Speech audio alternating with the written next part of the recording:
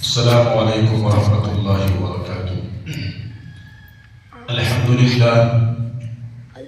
للہ نحمده ونستعینه ونستغفره ونؤمن به ونتوکل علیہ ونعوذ باللہ من شرور انفسنا ومن سیئات اعمالنا من يهده الله فلا مضل له ومن يضلله فلا هادي له ونشهد أن لا إله إلا الله وحده لا شريك له ونشهد أن سيدنا وسندنا ونبينا ومولانا محمدا عبده ورسوله أما بعد فأعوذ بالله من الشيطان الرجيم بسم الله الرحمن الرحيم واتقوا فتنة لا تصيبن الذين ظلموا منكم خاصة صدق اللہ العلی العظیم۔ محترم بزرگوں، بھائیوں، دوستوں، رجب المرجب کا مہینہ چل رہا ہے اور گزشتہ جمعہ آپ حضرات کے سامنے میں نے عرض کیا تھا کہ رجب المرجب میں کوئی خاص عمل، کوئی خاص مخصوص قسم کی عبادت ہمارے نبی صلی اللہ علیہ وسلم سے ثابت نہیں۔ جس طریقے سے دوسرے مہینوں کے اندر عاشورہ کا روزہ ہے، محرم الحرام کے 10ویں روزہ اس کی فضیلت ہے، اور اللہ کے رسول صلی اللہ علیہ وسلم سے قولی طور پر، عملی طور پر، یعنی احادیث میں اس کی ترغیب بھی ہے، اور آپ صلی اللہ علیہ وسلم نے عملی طور پر اس روزے کو رکھ کر کے بھی بتلایا ہے۔ اور اسی طریقے سے عرفہ کا جو روزہ ہے، 9 ذی الحجہ کا روزہ، اس روزے کی بھی بڑی فضیلت ہے۔ قرآن کے اندر، احادیث کے اندر اس روزے کے تعلق سے بھی فضیلت آئی ہے۔ 15 شعبان کا روزہ ہے، اس کی بھی فضیلت ہے، اگرچہ 15 شعبان کے تعلق سے جو احادیث ہیں وہ ضعیف ہے، لیکن چونکہ بہت ساری احادیث ہیں 15 شعبان کے روزے کے اس تعلق سے، تو بہت ساری احادیث چاہے وہ ضعیف ہوں، مگر بہت ساری احادیث جب کسی چیز کے تعلق سے آتی ہیں تو پھر وہ بات، وہ احادیث جو ہے مضبوط ہو جاتی ہے اور اس کے اندر دم پیدا ہو جاتا ہے، جس کی وجہ سے وہ عمل جو ہے اس کی فضیلت ثابت ہو جاتی ہے۔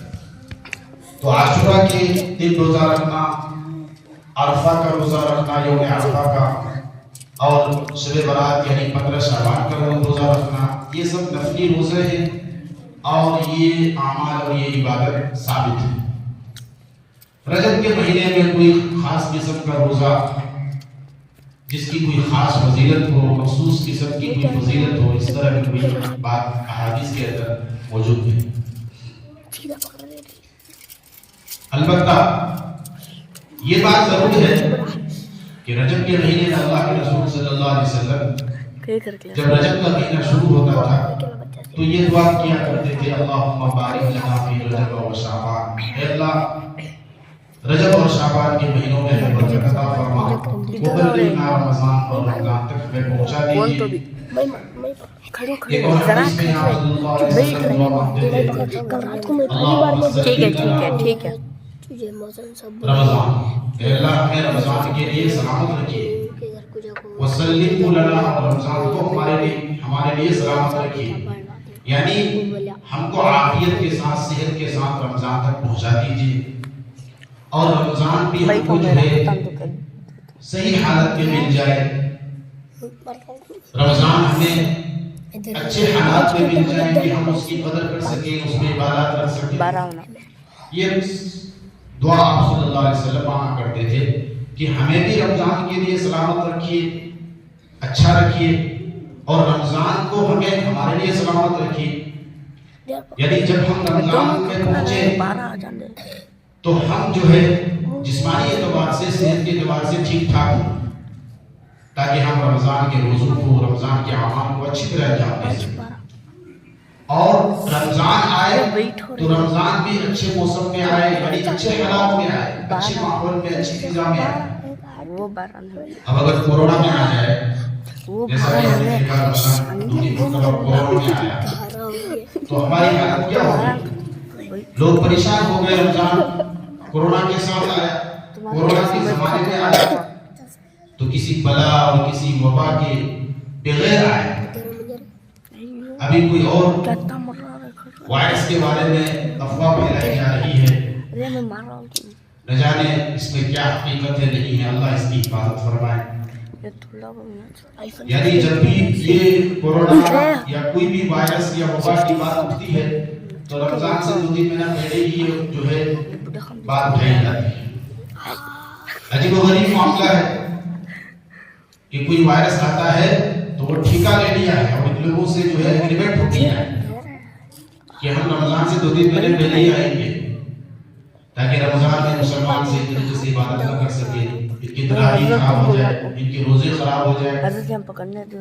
تو کوئی بھی وائرس آتا ہے تو اس کی افواہیں رمضان سے 1-2 مہینہ پہلے ہی پھیلنی شروع ہوتی ہے. عجیب و غریب معاملہ ہے. پورا سال ٹھیک ٹھاک رہتا ہے, جب رمضان قریب ہونے کو ہوتا ہے تو پھر جو ہے وائرس کی باتیں اور افواہیں چلنے لگتی ہیں.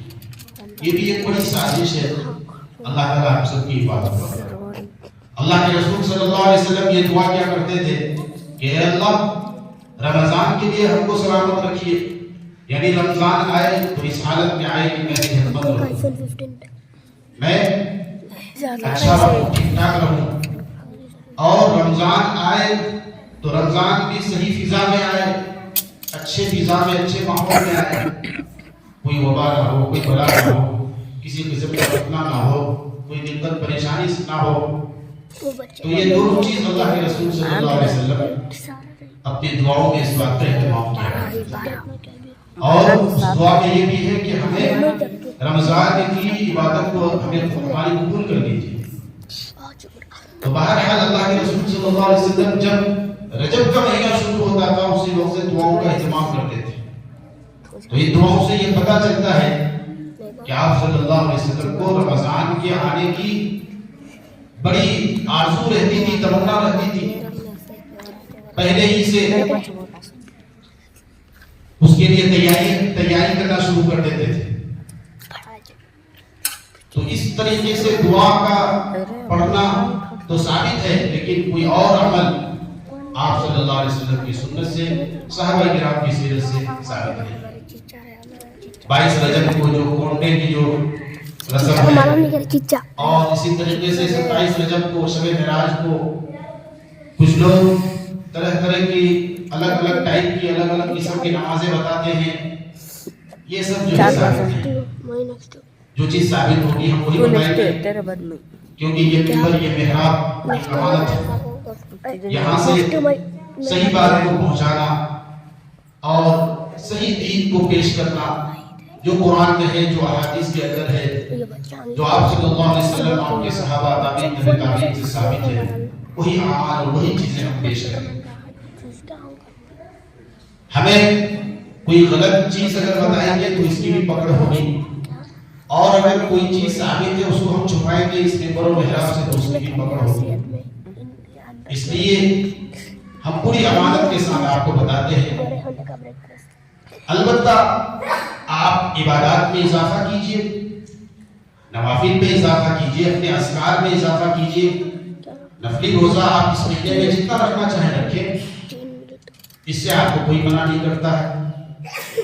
لیکن یہ نیت کر کے کہ اس دن یہ عمل کرنے سے یہ ثواب ملے گا, اتنا ثواب ملے گا, اتنی رکعت پڑھیں گے اور اتنی صورت ملائیں گے, اس صورت کو اتنے مرتبہ پڑھ کر کے نماز پڑھیں گے تو مجھے اتنا ثواب ملے گا. تو یہ میرے بھائی دوستو یہ منفرد باتیں ہیں, اور یہ دین کے اندر ایک اضافہ ہے. دین کے اندر اضافہ کرنا بھی بدعت ہے, اور اس کے اندر کمی کرنا بھی بدعت ہے. دین کو جس طریقے سے اللہ کے رسول صلی اللہ علیہ وسلم نے پیش کیا, ہمیں اسی طریقے سے اس دین پر عمل کرنا ہے. اللہ تبارک و تعالی ہم سب کو صحیح دین, صحیح شریعت پر اور سنت پر چلنے کی توفیق نصیب فرمائے. بدعات اور خرافات سے ہماری حفاظت فرمائے. میرے بھائیو بزرگوں دوستو, چونکہ اس مبارک مہینے میں رسول اللہ صلی اللہ علیہ وسلم کو معراج کا سفر کرایا گیا ہے. 27 رجب المرجب کو آپ صلی اللہ علیہ وسلم کو سفر کا معراج، سفر معراج کا واقعہ پیش آیا، اور یہ آپ صلی اللہ علیہ وسلم کی زندگی کا ایک بہت ہی انمول واقعہ ہے اور ایک تاریخی جو ہے واقعہ ہے کہ ایک ہی رات کے اندر آپ صلی اللہ علیہ وسلم کو مکہ سے یثرب مدینہ سے پھر جو ہے مسجد اقصی اور مسجد اقصی سے ساتواں آسمان کی سیر کرائی گئی، اور پھر جو ہے لوح و قلم، عرش و کرسی سب کچھ اللہ کے رسول صلی اللہ علیہ وسلم نے دیدار کیا، اور پھر سب سے آخر میں اللہ کے رسول صلی اللہ علیہ وسلم نے اللہ رب العالمین سے جو ہے ہم کلامی کا شرف حاصل ہوا، بات چیت کا شرف. اسی معراج کے سفر میں اس امت کو نماز جیسی عظیم دولت ملی اور نماز کا تحفہ ملا ہے. تو میرے بھائیوں، معراج کا جو واقعہ ہے لمبا واقعہ ہے. آپ صلی اللہ علیہ وسلم نے دوزخ میں جب آپ صلی اللہ علیہ وسلم گئے تو مختلف قسم کے گناہگاروں کو الگ الگ عذاب میں مبتلا دیکھا. زانی کا الگ عذاب، شرابی کا الگ عذاب، سود خور کو الگ قسم کے عذاب میں مبتلا دیکھا، اور مختلف قسم کے گناہگاروں کو الگ الگ قسم کے جو ہے عذاب میں اور اللہ کے سزا میں گرفتار دیکھا.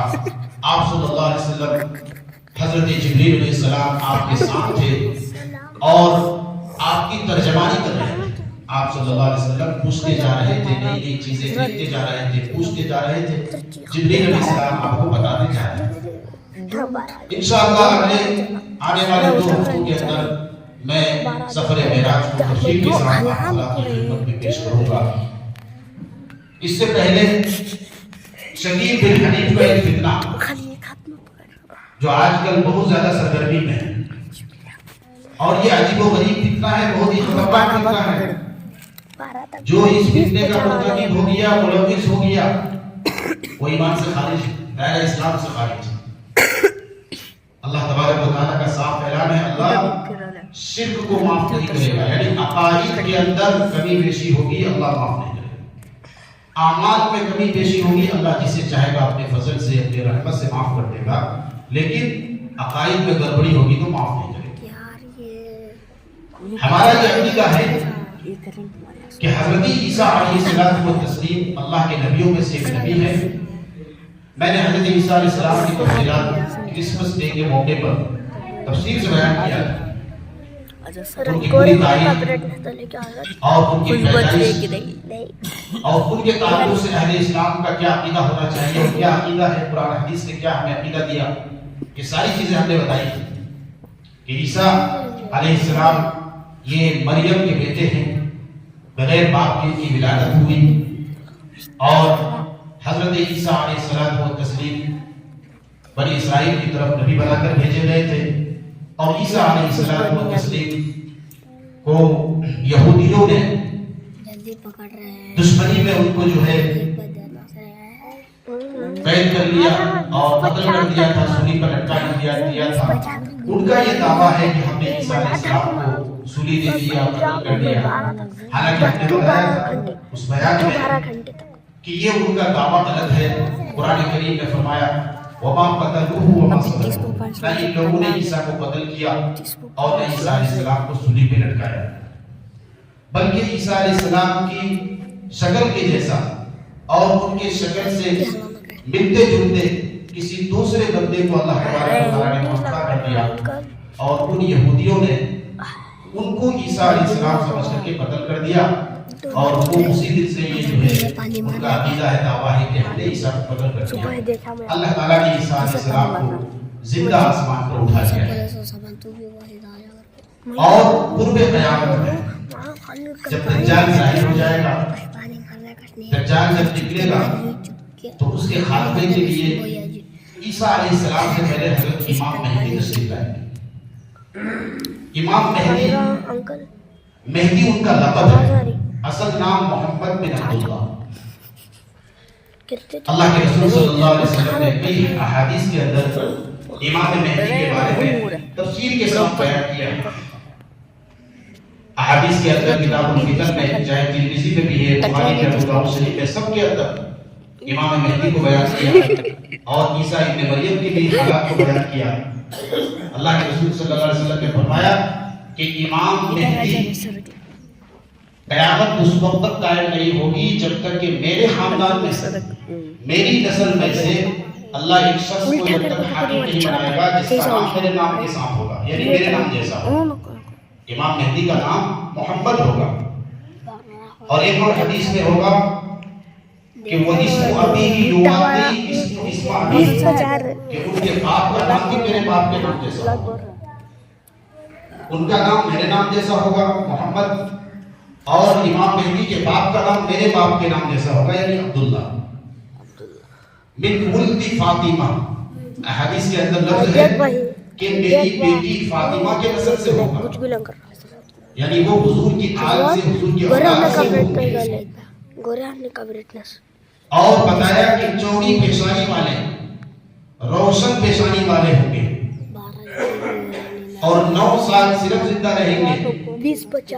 جب وہ ظاہر ہوں گے تو ان کی مدت اور ان کے قیام کی مدت صرف 9 سال، 9 سال میں سے 7 سال وہ حکومت کریں گے حاکم کی حیثیت سے، اور 2 سال اس طریقے ایسے ہی رہیں گے. احادیث کے اندر یہ بھی ہے کہ امام مہدی پوری زمین کو عدل و انصاف سے بھر دیں گے، امن و امان، عافیت اور عدل و انصاف سے بھر دیں گے. ظلم و جور کا خاتمہ ہو جائے گا، مال کی فراوانی ہو جائے گی، بہت زیادہ مال کی فراوانی ہو جائے گی. تو اللہ کے رسول صلی اللہ علیہ وسلم نے امام مہدی کے بارے میں پوری تفصیلات کے ساتھ بتایا ہے. اور مکہ میں صفا اور مروہ، غالباً صفا اور مروہ کے بیچ میں ان کی خلافت لوگ لیں گے. حرم کے اندر ان کی خلافت سب سے پہلی خلافت کی جائے گی. اور احادیث میں یہ بھی ہے کہ ان کو اللہ تبارک و تعالیٰ ایک رات کے اندر وہ صلاحیت دے دیں گے کہ ایک ہی رات کے اندر وہ خلافت کے سارے امور کو طے کر لیں. یعنی ایک رات کے اندر اللہ ان کو صلاحیت دیں گے کہ یہ خلافت کے جتنے امور ہوتے ہیں، جتنے ترتیبات، سب کچھ ایک رات میں طے ہو جائے.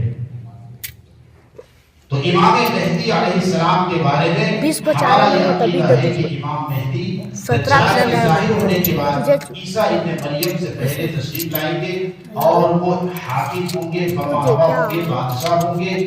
فاطمہ الزہرا رضی اللہ عنہا کے اولاد میں سے ان کے خاندان، حضور کے خاندان میں سے ان کا نام حضور کے نام جیسا ہوگا، ان کے باپ کا نام حضور کے باپ کے نام جیسا ہوگا، یعنی محمد بن عبداللہ. اور امام مہدی کے الگ شخصیت ہوں گے اور عیسیٰ ابن مریم الگ ہمارے دوستان سب بھی سلیمان دیا تمہارے شیشہ دار. یہ فتنہ شہید بن حنیف کا فتنہ ہو رہا ہے اور بہت خاموشی کے ساتھ، پورے جو ہے پوشیدگی کے ساتھ، چھپ کر کے بہت تیز سرگرمیوں کے ساتھ یہ کام کر رہا ہے. 6 منٹ بھولے بھالے سادہ لوگ ہی سب کے ہمارے مسلمان، اسکول اور کالجز میں اس چیز میں پڑھنے والے ہمارے مسلمان، اور سادہ قسم کے نوجوان مسلمان جو ہے اس کا بہت زیادہ شکار ہو رہے ہیں اور وہ بہت تیزی کے ساتھ چھپ کر کے محنت کر رہے ہیں. نلگونگا میں ابھی یہ واقعہ پیش آیا، نکاح ہو رہا تھا اور نکاح ہونے کے بعد پتہ چلا کسی نے عروس کے جو ہے باپ کو کہا کہ یہ جو آدمی ہے تحقیق کرو، اس کے خیالات اور عقائد بہت غلط ہیں، گمراہ عقائد.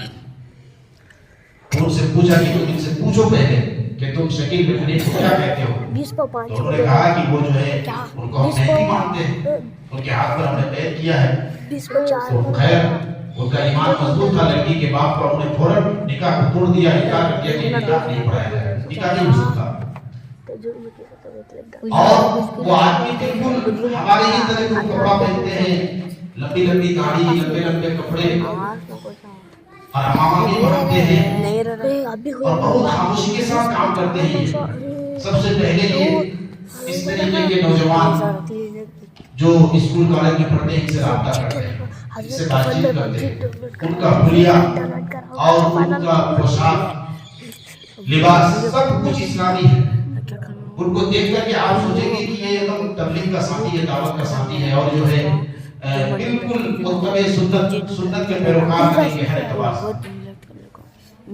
دھیرے دھیرے یہ اپنا رابطہ بڑھاتے ہیں اور پھر ان سے جو ہے بات چیت کرتے ہیں. اس طریقے سے بات کرتے ہیں تو ہر بات میں سبحان اللہ الحمدللہ ماشاءاللہ اور دین کے بارے میں بتاتے ہیں تھوڑی بہت ادھر ادھر. اس کے بعد پھر علامات قیامت کا موضوع اٹھاتے ہیں کہ قیامت کی علامات کے بارے میں تم کیا کیا جانتے ہو.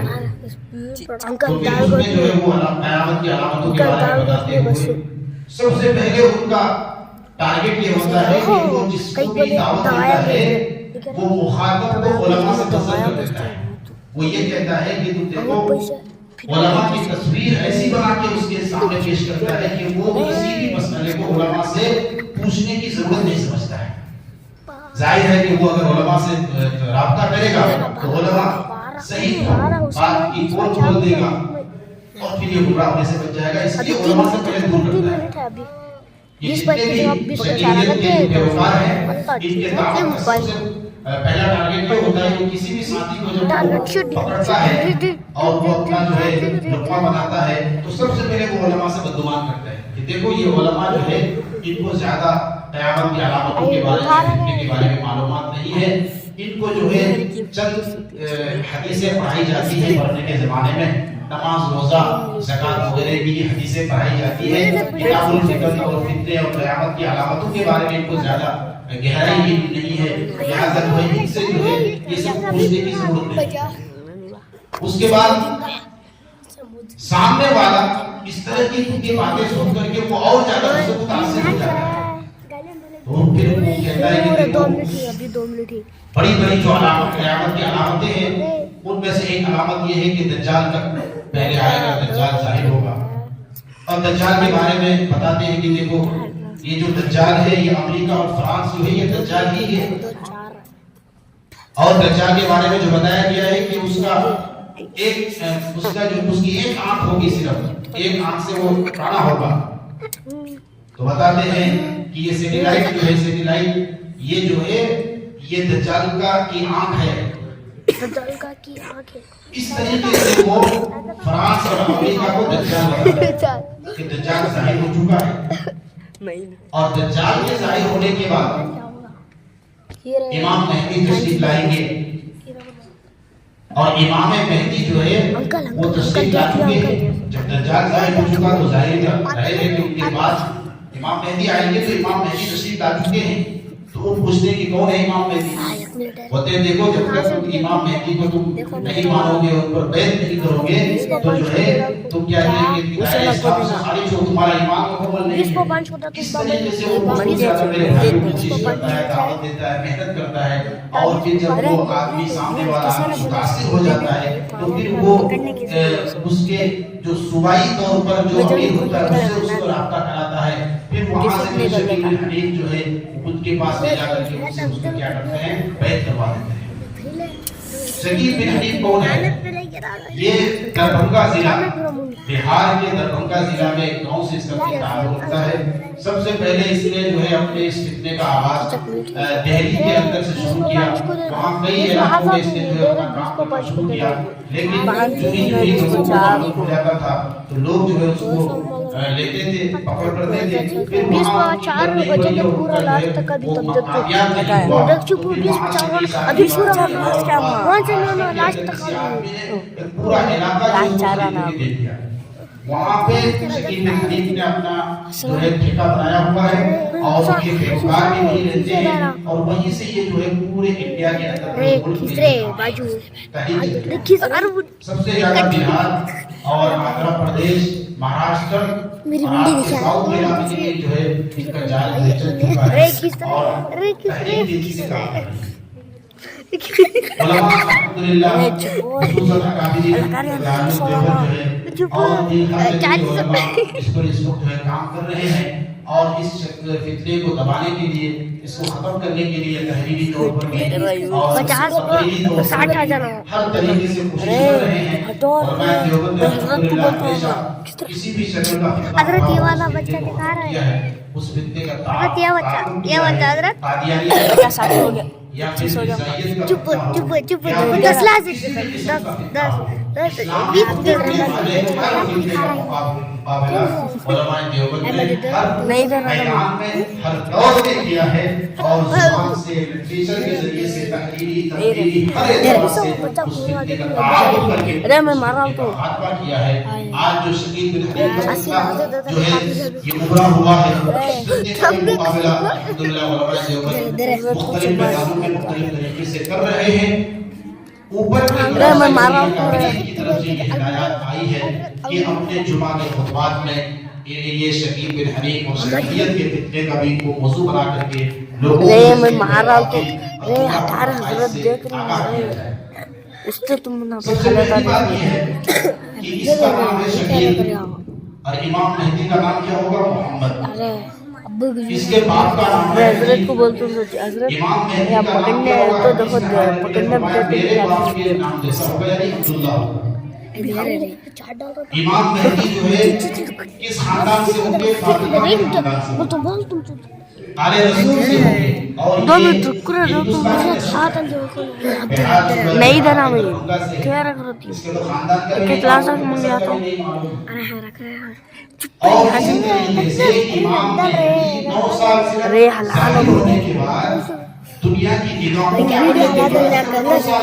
کی بچہ ہلا ہلا چل رہا اور ہے اس کو ویڈیو ظاہر ہوئے 10 سال سے زائد کا عرصہ گزر چکا ہے۔ بچے دے رہے ہیں دو پکڑے وہ بچے وہ بچے کو وہ بچے کو دلے ویڈیو اس کو 10 سال سے زائد کا عرصہ ہو گیا، ابھی بھی یہ ملک کا حاکم تو بہت دور کی بات، اپنے گاؤں کا بھی حاکم نہیں بن پایا۔ بچے اوئے امام مہدی ظلم و جور کا خاتمہ کر کے عدل و انصاف کر دیں گے۔ آپ دیکھ رہے ہیں کہ روزانہ جو ہے ظلم بربریت بڑھتی جا رہی ہے۔ اگر یہ امام مہدی ہوتا اب تک ظلم و جور ختم ہو جانا چاہیے تھا، عدل و انصاف امن و امان ہر جگہ پوری زمین امن و امان سے بھر جانی چاہیے تھی۔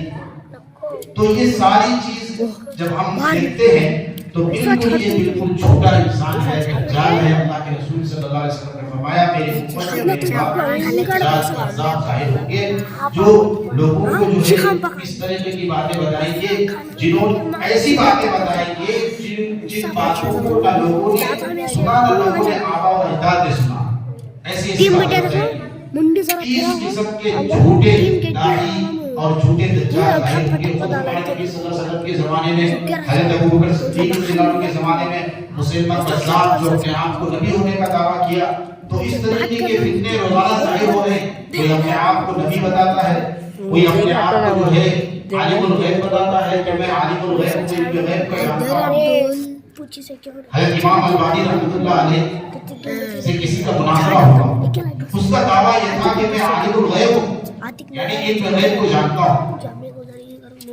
تو اکابرین کو اللہ نے بہت علم دیا تھا، علم کے اندر گہرائی بھی بہت دیا تھا۔ تو انہوں نے پوچھا، انہوں نے کہا کہ میں تم سے ایک سوال کرنا چاہتا ہوں۔ اس کا دعویٰ تھا کہ میں عالم الغیب ہوں۔ عالم الغیب کا مطلب جب سے دنیا بنی ہے پچھلے ساری چیزوں کا علم ہے، اور آگے کیا ہونے والا ہے، کیا ہونے والا ہے، قبر کے بعد حشر نشر سب کچھ مجھے معلوم ہے، سارے حالات واقعات کا علم ہے۔ یہ عالم الغیب علم غیب کا اس کا دعویٰ تھا کہ میں عالم الغیب ہوں۔ تو امام البانی رحمۃ اللہ علیہ نے ان سے کہا کہ میں تم سے ایک سوال کرنا چاہتا ہوں۔ اس دعویٰ کرنے والے نے کہ آپ کا کیا سوال ہے، سوال کیجیے۔ امام البانی رحمۃ اللہ علیہ نے کہا کہ اگر تم عالم ہوتے تو میرے سوال کا علم پہلے سے ہوتا، میں جو تم سے سوال کرنے والا اس سوال کا علم تمہیں ہونا تھا۔ تو وہیں پہ وہ مناظرہ ہار گیا ہوا۔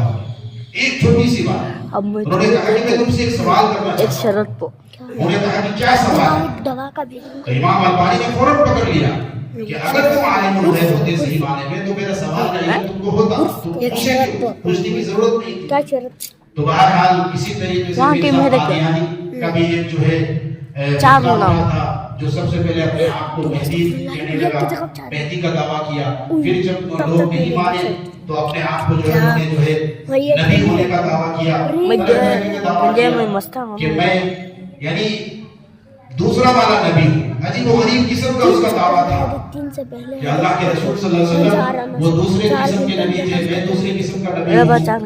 तो बहरहाल मेरे भाइयों इस तरीके के फितने 9,000 रुपए दे रहा हूं। हमारा काम ये है कि हम ऐसे फितनों से बचें। आप मेहदी के बारे में हमने आपको बता दिया। वहाँ 4 में नाम क्या होगा? वहाँ 8 होना, 8 को एक बार दे दो।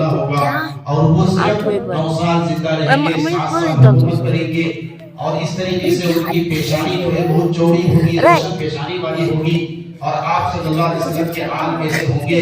लिहाजा अब इन सारी बातें आपको मालूम हो जाने के बाद बिल्कुल गुमराह होने की जरूरत नहीं है और आप गुमराह नहीं होने चाहिए कि कोई भी आदमी अपने आप को किसी भी किस्म का दावा करे और हम जो है बिला झिझक मान ले, ऐसा नहीं होना चाहिए। आप तहकीक करें, आप उलमाए किराम से रुजू करें, तहकीक करें।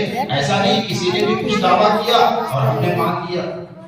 अकीदा जो है बहुत मजबूत है। मैंने शुरू में कहा आमाल में कमी बेशी होगी, अल्लाह अपनी रहमत से माफ कर सकते हैं। अकाईद में कमी बेशी होगी मेरे भाइयों की, उसमें जो है कोई गुंजाइश नहीं है। अल्लाह तबारक व तआला से दुआ है अल्लाह ताला सबको कहने से ज्यादा अमल की तौफीक नसीब फरमाए और हर किस्म के फितनों से हमारी हिफाजत फरमाए। एक और आखिरी बात अर्ज करना चाहता हूँ, 14 जनवरी को ये कुछ हिंदुओं का त्योहार होता है और उसमें जो है पतंगबाजी की जाती है। ये पतंगबाजी हिंदुओं का रस्म है। अफसोस की बात है कि हमारे मुस्लिम बच्चे भी जो है बहुत शोर और शौक के साथ जो है इस रस्म में हिस्सा ले लेते हैं, जो कि बहुत ही गलत है। दीन इस्लाम जो है इन चीजों से मना किया है। गैर का जो रस्म है और गैरों की जो चीजें हैं उन चीजों में हमें उनमें मुब्तला नहीं होना है। खुद को भी बचाना है, अपने बच्चों को भी इन चीजों से बचाना है। हदीस में आता है मन तशब्बह बिकौमिन फहुव मिनहुम, कि जो किसी कौम की मुशाबहत इख्तियार करे वो उन्हीं में से है। लिहाजा गैरों के रस्म रिवाज से हमें बचना है। हमारा अपना जो है त्योहार अल्लाह ने दिया है, एक 2 त्योहार, एक ईद का एक बकरीद का, तो हम अपने त्योहार को बनाएं, अपने त्योहार को इस्लामी तौर तरीके से मनाएं। इसमें आता है अल्लाह के रसूल ने फरमाया कि पिछली कौम की तुम जो है बालिश कर बालिश यानी हर चीज में नखारी करोगे, शिब्रन बिशिब्रिन व ज़िराअन बिज़िराइ, यानी पिछली जो कौमें हैं उन कौमों की तुम नक्काली करोगे, नकल करोगे। वो जैसा उन्होंने किया था हमारी उम्मत हमारी कौम भी ऐसे ही करते हैं। यहाँ तक कि फरमाया कि अगर पिछली कौम में किसी ने अपनी मां से ज़िना किया तो मेरी उम्मत में भी वो शख्स होगा। अल्लाह के रसूल सल्लल्लाहु अलैहि वसल्लम अल्लाह तबारक व तआला से जो है सबको दुआ करना है कि से हमारी हिफाजत फरमाए। अपने बच्चों को जो है ताकीद करें कि जो हमें देखना है कि ये हमारा त्योहार है, त्योहार है।